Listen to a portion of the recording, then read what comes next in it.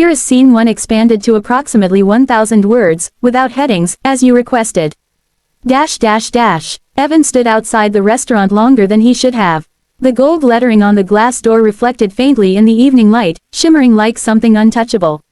It wasn't the kind of place he ever imagined walking into. Tall windows, linen-draped tables, a lobby chandelier that probably cost more than his car. But Mark had been insistent, almost suspiciously enthusiastic.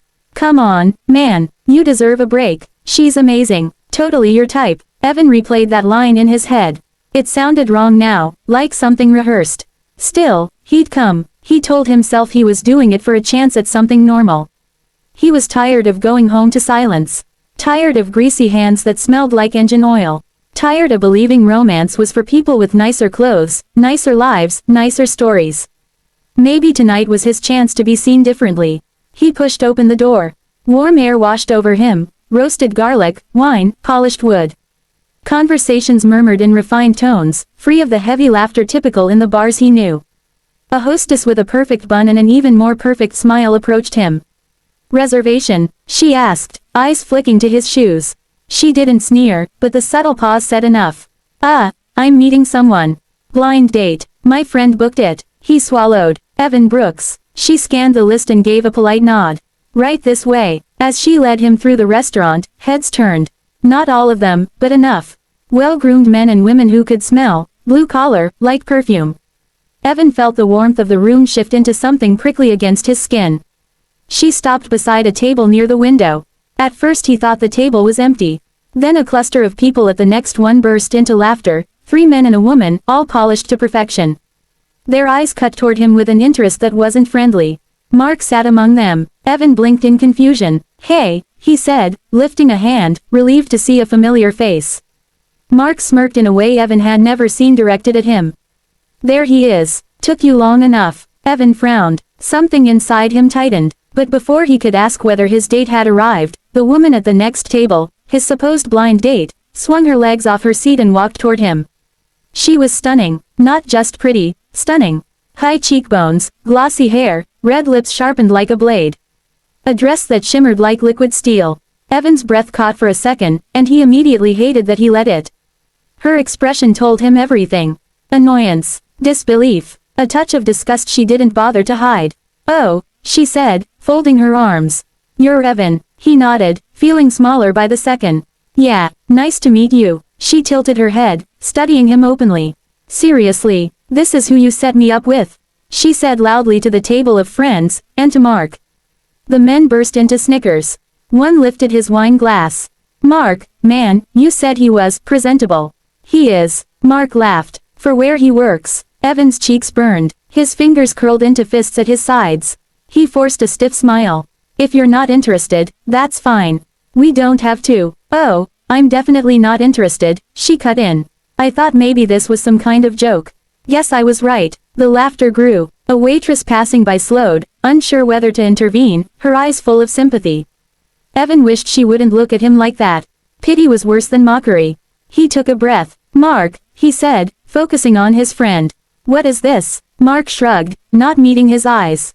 Relax, dude, it's just fun. Fun. The word hit him like a slap. He understood now. This wasn't about setting him up with a girl. It was about entertainment. About seeing how far they could push him before he cracked. About watching Evan the mechanic stumble through a world he didn't belong in. He'd known Mark for years. Worked on his car. Helped him move. Lent him money once. And still, this. Evan swallowed hard, the humiliation thick as smoke in his throat.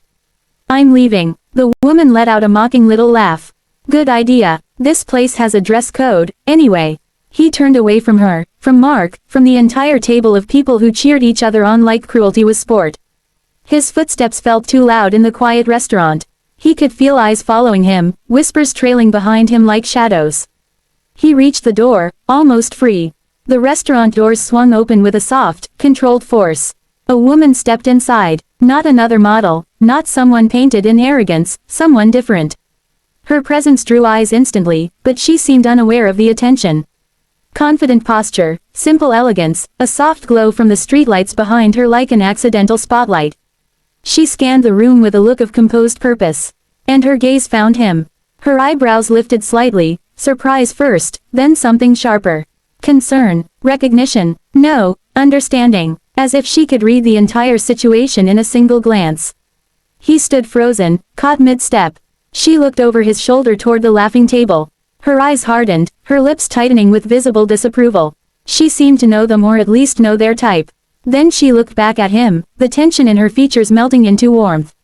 She walked toward him, not rushed, not hesitant, like she chose this direction deliberately. The crowd watched in silence. He stepped aside without thinking, assuming she needed to get past him, but she stopped right in front of him, close enough that he smelled faint jasmine on her coat. "Are you Evan?" she asked softly. He blinked, startled. Yeah, do we know each other?" Her smile was gentle and unexpected. "Not yet." Her eyes flickered to the table behind him again, and her jaw flexed. Something protective flashed across her face. She seemed genuinely angry, on his behalf. He didn't know who she was, but in that moment, with his humiliation still fresh and raw, her presence felt like a lifeline thrown into deep water. She stood taller, lifted her chin slightly, and looked directly at the group that had mocked him. And in the stunned silence of the restaurant, everything began to shift. Here is scene 2 expanded to approximately 1,000 words, without headings, exactly as you requested. A hush swept across the restaurant the moment she spoke his name. Evan felt dozens of eyes on them, like the entire room was holding its breath without knowing why. The woman, Ava, though he didn't know her name yet, stood beside him with a presence so steady it felt unreal. She wasn't flustered or awkward. She wasn't laughing. She wasn't judging him the way everyone else had. She was, on his side. He didn't know how to process that. "Are you Evan?" she repeated gently when he didn't answer right away. He could only nod. Her gaze softened, but her expression also sharpened with something fierce when she turned her head toward Mark's table. The smug faces, the mocking eyes, the dried laughter that still clung to their lips, they all seemed to shrink in her line of sight. Ava stepped forward, closing the distance between her and the group. The click of her heels echoed with a rhythm that demanded attention. The restaurant quieted even further, like the air itself recognized her authority before anyone else did. Whose idea was it? Her voice wasn't loud, but it cut cleanly through every whisper. Who thought humiliating him would be entertaining? The woman who had been Evan's date, straightened, trying to salvage her earlier arrogance. "Excuse me, who are you two?" Ava raised a hand, calm, poised, absolute authority. "I didn't ask you, I asked whose idea it was." Mark shifted, sinking an inch into his seat. Evan had seen him bluff his way through cops, bosses, angry girlfriends.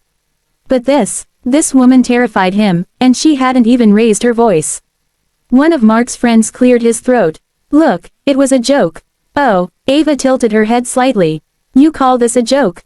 Public humiliation, mocking someone because he doesn't fit your aesthetic standards."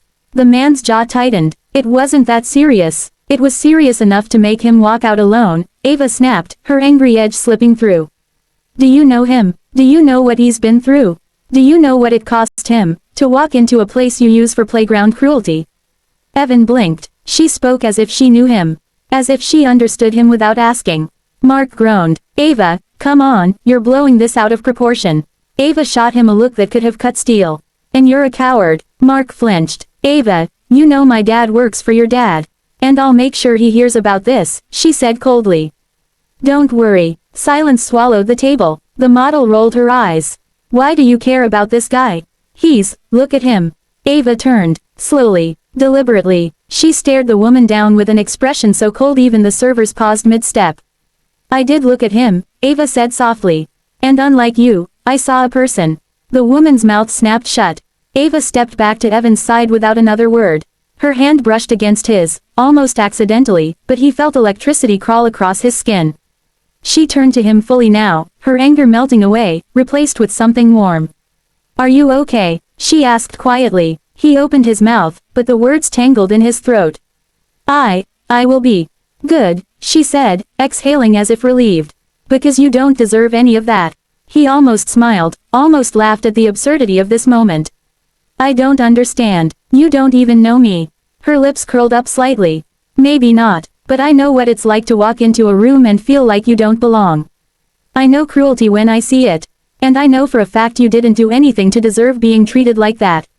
Before he could respond, she turned back to the table one last time. I'll be taking him to dinner, she announced. And just to be very clear, her gaze landed on the woman who mocked him earlier. I want him. The gasp that followed wasn't just from the group, it rippled across the room like a shockwave. Evan almost took a step back. I want him, she said it like a decision, like a claim, like she had already weighed the world's judgment and dismissed it. Ava looked at him again, searching his face. If you'll let me, he nodded before he could think. Yes. A small smile appeared, one that seemed genuinely pleased. She reached for his hand, not forcefully, but with a confidence that invited trust, and led him toward a secluded booth in the corner. A waiter rushed to pull out chairs, sensing instinctively that this was not a typical guest. When they sat down, Evan felt the aftershocks still rippling through him, humiliation, disbelief, warmth, confusion, awe. It was overwhelming, but Ava watched him with patient eyes, giving him space to breathe. For a moment, neither spoke. The restaurant had resumed its noise, but softer now, careful, as though everyone was terrified to intrude on the moment unfolding between them. Finally Ava rested her elbows lightly on the table. Let's start over, okay? No crowds, no cruelty. Her smile gentled. Hi, Evan, I'm Ava. He let out a breath he didn't know he'd been holding. Hi, Ava, better. She nodded, pleased. Now tell me something honest. Why did you agree to a blind date? He hesitated, rubbing the back of his neck. I guess, I wanted to feel like a normal guy for once. Not just the guy people call when their cars break down. Not just the guy who's always surviving. Ava's expression softened, a shadow of empathy passing through it. You deserve more than survival. He swallowed. Her words cracked something open inside him, something he kept sealed with hard work and silence. And you? He asked, surprising himself. Why did you walk over to me? She leaned back slightly, pondering. Because I saw someone standing alone while everyone else laughed.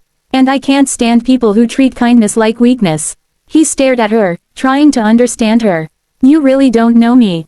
Her eyes twinkled. Then let me. She didn't flinch at his rough hands when he reached for his glass. She didn't judge the way he stumbled over a sentence. She didn't treat him like a charity case or a project or a joke. She treated him like someone worth her time. Minutes stretched into an hour. The awkwardness faded, her laughter came easily, and for the first time in months, his did too. At some point she glanced around the restaurant, then leaned in. You know, they're all still watching. He raised a brow. Really? Oh yes, she whispered, lips curving. They're dying to know why I want you. The words hit him again with a force he couldn't hide from. Why, do you? He asked quietly. Ava held his gaze, not looking away, not even blinking. Because you're real, she said. Because you walked in here hoping for something good. Because even after what they did, you didn't lash out or sink to their level. She paused, voice softening. And because when you looked at me, you didn't see a last name, you just saw a woman talking to you. Evan didn't know what to say. His chest tightened, not painfully, but with something warm, something hopeful. Ava smiled as though she could see his thoughts. Let's take it one moment at a time. Let tonight be the beginning, not the end. He nodded slowly, feeling the shift inside him, a quiet blooming where humiliation had been. Okay, he whispered. Ava reached across the table again, her fingers brushing his, not out of pity, but intention. And just like that, what had begun as the worst night of his life had turned into something else entirely.